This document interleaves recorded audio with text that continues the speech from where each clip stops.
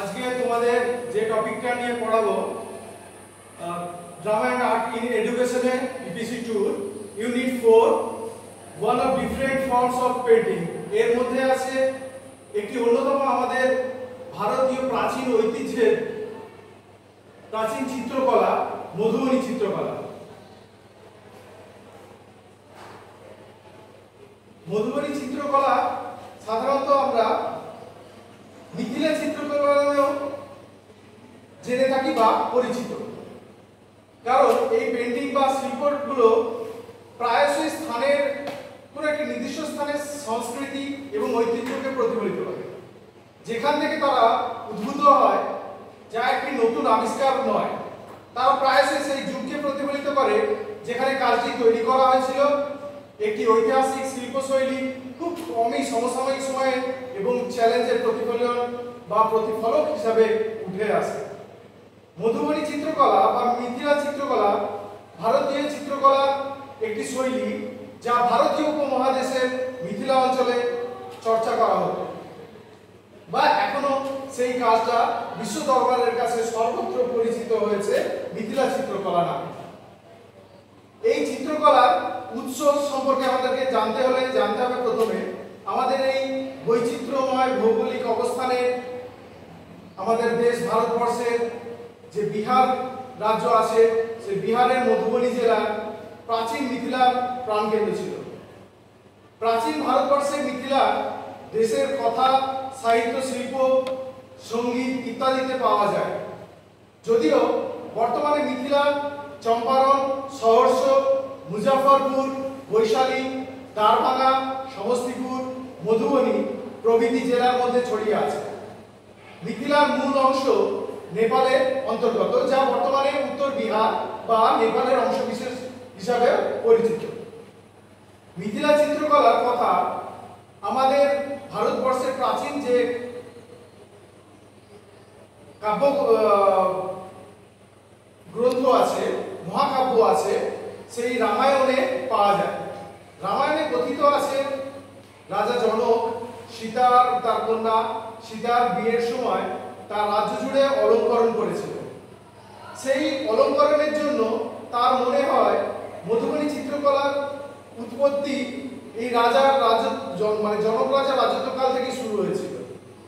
সেই বিবাহের সময় রাজ্যের সমস্ত অধিবাসীদের তিনি অনুরোধ করেছিলেন যাতে বরপক্ষকে আমন্ত্রণের জন্য তারা যাতে বৈচিত্র্যময় এই মিথিলার জীবন বৈচিত্র্য, প্রাণী বৈচিত্র্য সম্পর্কে অবগত হতে পারে, তারা যেন চিত্রের মাধ্যমে সেইগুলো বরপক্ষের কাছে তুলে ধরতে পারে। এই মধুবনী কথার অর্থ হল মধুর বন। বর্তমানে মধুবনী চিত্রকলার দৌলতে মধুবনী জেলা পৃথিবী বিখ্যাত। মধুবনী চিত্রকলা দেওয়ালের উপর আঁকা হয়ে থাকে। মূলত মহিলারাই এই চিত্রকলাগুলি অঙ্কন করে। এই চিত্রকলার জন্য প্রয়োজনীয় যে উপকরণগুলো প্রয়োজন, সেটি হলো এই চিত্রকর্মটি সাধারণত আঙুল, পাতলা ব্রাশ, নিব, কলম, দেশলাই কাঠি সহ বিভিন্ন সরঞ্জাম, প্রাকৃতিক রং ও রঞ্জক ব্যবহার করে করা হয়ে থাকে। আবার এই চিত্রকলাটা করার জন্য প্রথমে গোবর দিয়ে দেওয়ালটাকে মিশিয়ে নেওয়া হয় ভালো করে, তারপরে ওই দেওয়ালের উপর ভেজা অবস্থা ওই দেওয়ালের উপর ছবিটা আঁকা হয়। নীল গাছ থেকে নীল রং, চালের গুঁড়ো থেকে সাদা রং, ভূষকালি থেকে কালো রং, শিম পাতা থেকে সবুজ রং, হলুদ থেকে হলদে রং তৈরি করে নেওয়া হয়।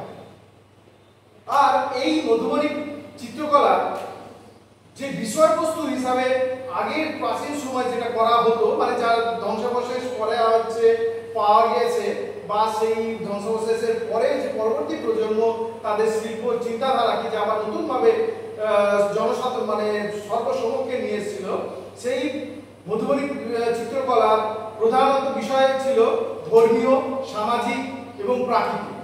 এই চিত্রকলা এই বিষয়বস্তুগুলো নিয়ে এই চিত্রকলা সাধারণত অঙ্কন করা হয়ে থাকে।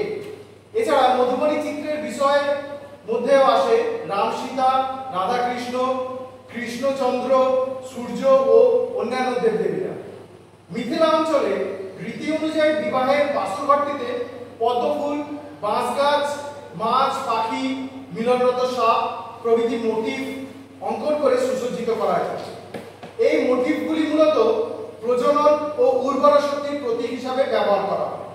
এই ঘরটিকে স্থানীয় ভাষায় বলা হয়ে থাকে কোহবার ঘর। এই সুসজ্জিত কোহবার ঘরে নবদম্পতি 3 রাত্রি মিলন বিরহিতভাবে বসবাস করে এবং চতুর্থ রাতে গিয়ে তারা মিলিত হয়। এই যে চিত্রকলা, মধুবনী চিত্রকলা, প্রাচীন আমাদের ভারতের প্রাচীন এই চিত্রকলাটি যে শৈলীতে করা হয় তার কয়েকটি নির্দিষ্ট বৈশিষ্ট্য আছে। সেই বৈশিষ্ট্যগুলোর মধ্যে প্রথম শৈলীটি আমি তুলে ধরছি। মধুবনী চিত্রকলা মূলত অঙ্কন করেন ব্রাহ্মণ, কায়স্থ প্রভৃতি উচ্চবংশীয় মহিলা। এছাড়া দুষবীরাও বা সমাজের নিচু স্তরের মহিলারাও কিছু পরিমাণ চিত্র রচনা করেন, যেখানে তারা তাদের লোককথাগুলোকে ফুটিয়ে তোলেন। সাধারণত মধুবনী চিত্রকলায় 5টি ধরন দেখতে পাওয়া যায়।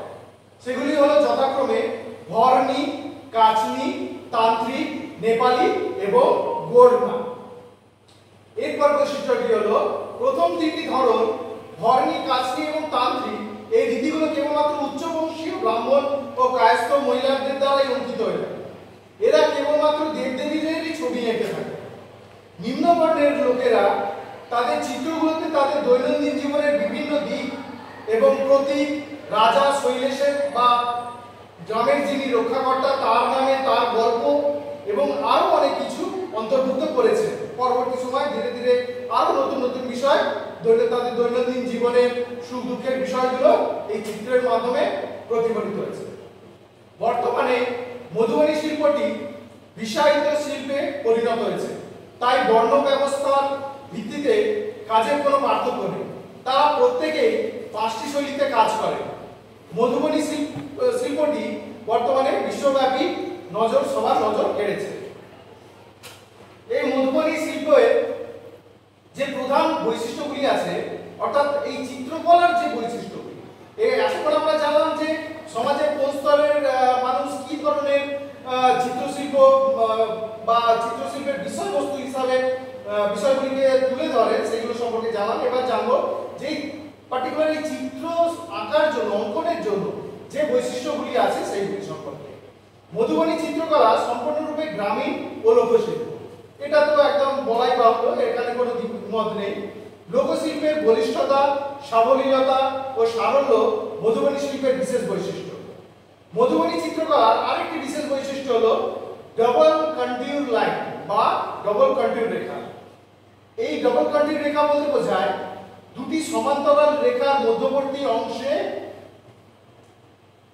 পুরো চিত্রটিকে বর্ডার হিসাবে ব্যবহার করা, এবং এই সমান্তরাল রেখার মধ্যবর্তী অংশটি আবার কিছু কিছু কুচি করা কোণাচে রেখা দ্বারা ভরাট করা হয়ে থাকে। এই বিশেষ ধরনের ডাবল কন্ট্যুর রেখা মধুবনী চিত্রকলা ছাড়া আর অন্য কোনো চিত্রকলায় দেখতে পাওয়া যায় না। মধুবনী শিল্পকলা কিভাবে পুনরুদ্ধার করা হয়েছিল, কিভাবে কোন সময় জনসমক্ষে এসেছিল, সেই সম্পর্কে আমরা একটু এর ইতিহাসটা জেনে নেব। 1934 সালে বহির্জগতের কাছে মধুবনী চিত্রকলা অপরিচিত ছিল। 1934 খ্রিস্টাব্দে ভারত নেপাল সীমান্তে একটি ভয়ঙ্কর ভূমিকম্পের ফলে এই অঞ্চলটি বিপুলভাবে ক্ষতিগ্রস্ত হয়। মধুবনী জেলায় সেই সময় উইলিয়াম আর্চার ব্রিটিশ কলোনিয়াল অফিসার হিসাবে নিযুক্ত ছিলেন। তিনি ক্ষতিগ্রস্ত জেলাটি পরিদর্শন করতে এসে মধুবনী চিত্রকলার সন্ধান পেয়েছিলেন। তিনি এই দেওয়াল চিত্রগুলি দেখে অভিভূত হয়ে যান এবং কতগুলি এর ছবিও তুলে রাখেন। এই ছবিগুলি মধুবনী চিত্রের সর্বাপেক্ষা পুরাতন আলোকচিত্র বলে মনে করা হয়। 1949 খ্রিস্টাব্দে তিনি মধুবনী চিত্রকলা সম্বন্ধে মার্ক পত্রিকায় একটি প্রবন্ধ লেখেন, যা মধুবনী চিত্রকলাকে জনসাধারণের সামনে তুলে ধরেন। তিনি মধুবনী চিত্রকলার সঙ্গে আধুনিক পাশ্চাত্য চিত্রকর মিরো, পিকাসো, মাতিস প্রভৃতি শিল্পীদের চিত্রকলার সাদৃশ্য খুঁজে পান।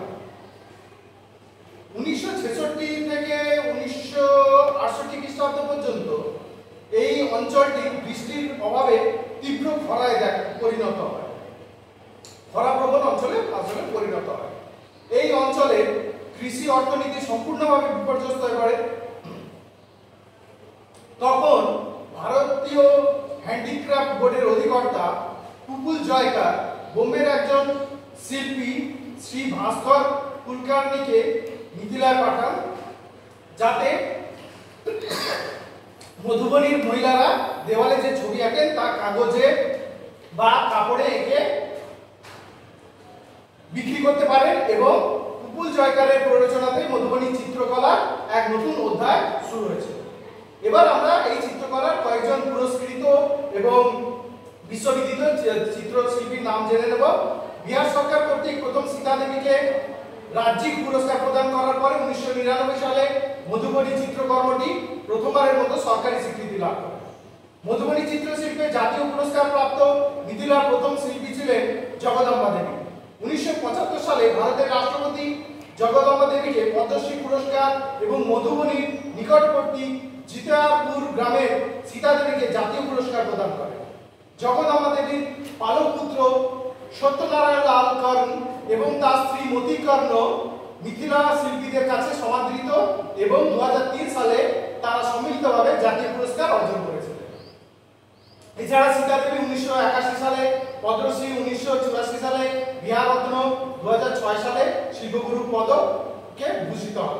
1984 সালে গঙ্গা দেবী পদ্মশ্রী পান। মহাসুন্দরী দেবী 2011 সালে পদ্মশ্রী পেয়েছিলেন। বৌয়া দেবী, যমুনা দেবী, শান্তি দেবী, চানো দেবী, বিদেশ্বরী দেবী, এরকম অনেক মহিলারা আছেন, গ্রামীণ মহিলারা, তারা হচ্ছে ভারতীয় এই শিল্পরীতির জন্য বা চিত্রকলার জন্য জাতীয় পুরস্কার অর্জন করেছিলেন। মধুবনী চিত্রকলার কয়েকটি চিত্র তোমাদের সামনে আমি একটু তুলে ধরছি। এই উপরের এই বর্ডার দেওয়া অংশটি হলো ডাবল কন্টিনিউড লাইন। দেখবেন প্রত্যেকটা চিত্রতে এই ডাবল কন্টিনিউড লাইন দেখা যায়। এটাই এই চিত্রকলার প্রধান এবং মূল বৈশিষ্ট্য।